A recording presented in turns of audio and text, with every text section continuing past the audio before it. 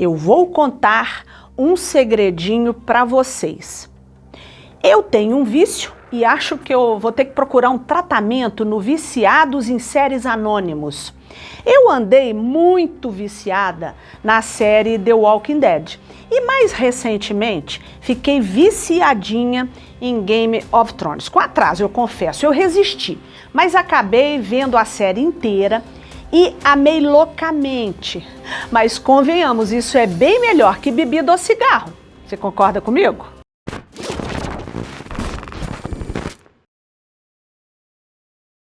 Assim como eu, os fãs de Game of Thrones ao redor do mundo puderam matar a saudade de Westeros acompanhando na HBO Max a série House of the Dragons. O spin-off tem o mesmo clima da série original e se passa 172 anos antes do nascimento de Daenerys Targaryen, de GOT. Anteriormente aos acontecimentos em House of the Dragon, a família Targaryen vivia em Valíria, uma importante cidade de Essos. Era uma civilização avançada que mantinha o domínio cultural e militar daquela região, da sua região. Valíria era governada pelos senhores de dragões, homens e mulheres que conseguiram domá-los. Eles tinham cabelos brancos e uma beleza indescritível. Casavam-se entre si para manter o sangue puro. A segunda temporada da série terminou em agosto deste ano. E agora vamos manter a calma e esperar a terceira temporada prevista para estrear em meados de 2026. Você também é fã do universo Game of Thrones? Então dá aquela força pra gente que é fã também, deixa o seu like, inscreva-se no canal se ainda não é inscrito e ativa o sininho para acompanhar as novidades aqui do Mundo Louco. Bora lá! Vamos voltar um pouco no tempo. Game of Thrones é a série inspirada nos 7 livros do escritor americano George R.R. Martin, As Crônicas de Gelo e Fogo. Você que assistiu a série deve se perguntar de onde o autor tirou aquele enredo fascinante. E eu te garanto que não foi do nada, não. Martin usou como inspiração as histórias contadas no continente europeu há pelo menos 1000 anos. Por trás de tantos enredos inacreditáveis, a gente consegue reconhecer elementos das mitologias nórdica e celta, e também das primeiras obras da literatura fantástica.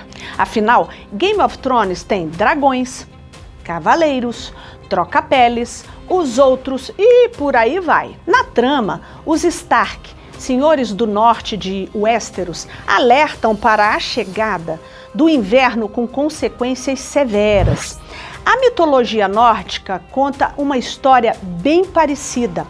Prevê a chegada de um frio congelante num futuro distante e apocalíptico. Textos míticos em islandês antigo, como a Edda em prosa, que foi compilada por um erudito no final do século XII, contam que as divindades de Asgard, o mundo dos deuses vikings, como Thor e seu pai Odin, sabiam de profecias assustadoras sobre o Ragnarok, a perdição dos deuses. Os inimigos de Asgard eram os gigantes de gelo e os monstros, gerados por quem? Pelo deus trapaceiro Loki. E a ordem cósmica seria inicialmente rompida por uma onda de frio severa. Essa onda de frio congelante teria uma duração equivalente a 6 invernos normais, que na Escandinávia não é moleza não, gente.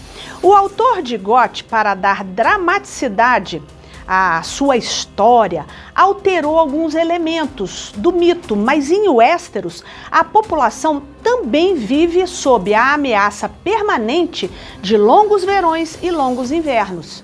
Invernos intermináveis que colocam em risco a subsistência dos reinos. Esse vídeo é nostalgia pura, puríssima, eu acho. Continuando, os habitantes dos 7 reinos, principalmente os Starks, que governam o norte, conhecem bem o mito da longa noite. o inverno sobrenatural que aconteceu entre 6 e 8 mil anos antes do início da cronologia da série.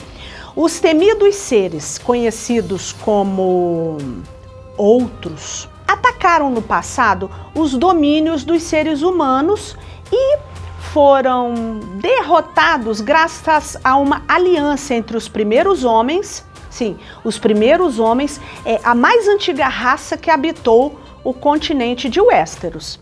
E aqueles, os misteriosos filhos da floresta. Em Westeros, a longa noite já aconteceu e promete se repetir. Você sabia disso? É isso que amedronta todo mundo. Nos mitos escandinavos, os cataclismos também possuem uma natureza cíclica. Sem falar nos gigantes, que na série eles também aparecem quando o frio chega. Se compararmos Game of Thrones com outras sagas fantásticas de sucesso como O Senhor dos Anéis ou as Crônicas de Nárnia, GOT é bem mais adulta. Sexo, muito sangue, violência extrema, tudo junto e misturado. O tempo todo na obra de Martin. Uma dica, hein? Deixe as crianças longe da TV quando estiver vendo Game of Thrones, tá? Quer ver outra influência mitológica? O personagem Bran Stark, o caçula dos Herdeiros do Norte, que foi cruelmente empurrado da torre por Jaime Lannister na primeira temporada, lembra disso? Foi um terror. E ficou paraplégico? Bom, o Bran adquiriu poderes mágicos como viajar no tempo e espaço, acompanhando os acontecimentos. E na sexta temporada, ele começou a tomar posse dos corpos de humanos e animais. O nome Bran, em galês medieval, significa corvo. E as suas habilidades adquiridas na história, surgiram graças ao elo mágico que ele possuía com um misterioso corvo de 3 olhos. A tal ave é ligada ao povo dos Filhos da Floresta e originalmente foi um lorde humano dos reis Targaryen. A escolha do corvo como um animal telepata não foi à toa. Em mitologias antigas da Europa, Hugin, pensamento, e Munin, memória, são 2 corvos que pertencem a Odin, o manda-chuva dos deuses nórdicos. A função deles é voar pelos 9 mundos e trazer para o seu dono as informações de tudo o que acontece no cosmos. E aí, viu a pegada? 9 mundos, 7 reinos, 3 corvos, 2 corvos, muita semelhança, né? Os dragões de Game of Thrones são fruto de uma grande mistura mitológica. Martin os descreve como criaturas mais parecidas com morcegos. As patas da frente dos dragões terminam em asas, o que seria até mais cientificamente correto, uma vez que vertebrados com 6 membros não existem no mundo real, não, minha gente? E outra coisa criativa na história, não existe nas mitologias antigas nenhum ser humano que cavalgue um dragão. Ou os dragões são inimigos ferozes que precisam ser eliminados, ou são criaturas veneráveis e, portanto, dignas de adoração. Em Game of Thrones, nós vemos também guerreiros sagrados, a cavalaria, que no mundo real originou-se no monoteísmo cristão. Na Europa medieval, os sagrados cavaleiros juravam lealdade a seus senhores, defender os ensinamentos da Igreja Católica, proteger os indefesos, o que se parece bastante com a atitude dos cavaleiros de Westeros, concorda? Olha mais uma semelhança. Na história de Martin, existe uma religião institucionalizada com uma sanha conquistadora, igualzinho o catolicismo medieval, a tal Fé dos Sete. Os primeiros cavaleiros que pisaram em Westeros eram seguidores da Fé dos Sete e queimaram, devastaram as florestas sagradas dos primeiros homens, que acreditavam nos deuses antigos. O autor da saga declarou numa entrevista que as batalhas europeias, como a Guerra das Rosas, eram 2 dinastias guerreando pelo poder naquela época. Os York, cujo emblema era uma rosa branca, os Lancaster, da rosa vermelha. Essa batalha inspirou Martin na criação das disputas de poder em Goth. Outra que também serviu de inspiração foi a Guerra dos 100 Anos entre Inglaterra e a França. São tantas referências históricas, literárias e folclóricas, e mesmo assim, gente, Game of Thrones parece ter criado a sua mitologia própria. E o mais interessante é que existe uma forte conexão entre os personagens de Westeros e o público. Eu e você, que também é apaixonado pela série. Você sente isso? Eu fico arrepiada. A gente acaba se identificando com eles, com os personagens, participa das intrigas, das paixões, das lutas e sofre com eles. É tudo muito real, embora esteja acontecendo num mundo fantástico. Me diz aí, você curtiu esse vídeo? É fã viciado em Game of Thrones? Então se liga no que eu vou te contar agora, eu vou te dizer uma coisa interessante. GOT é tão popular que conquistou milhões de fãs em todo o mundo. Você quer saber por quê? Tem um segredinho aí, e eu aposto que você não sabe o que é.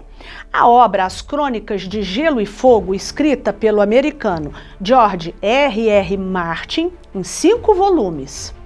Já vendeu mais de 70 milhões de cópias e foram traduzidas para 45 idiomas. A obra é essa mesmo, que deu origem à série televisiva Game of Thrones, exibida pela HBO Max entre os anos 2011 e 2019. É provavelmente a série de TV mais popular da história, diz a crítica especializada. Daí eu fiquei muito curiosa com essa história toda e fui investigar. Então, presta atenção, no próximo vídeo eu vou te contar, porque eu descobri, o segredo que Game of Thrones esconde e da saga As Crônicas de Gelo e Fogo. Você aí que é escritor, roteirista, me segue aí para receber a notificação do vídeo novo. Tudo na vida que faz um sucesso tem um segredinho. Eu vou te contar o pulo do gato de Game of Thrones no próximo vídeo, tá bom? Obrigada pela sua companhia e tchau!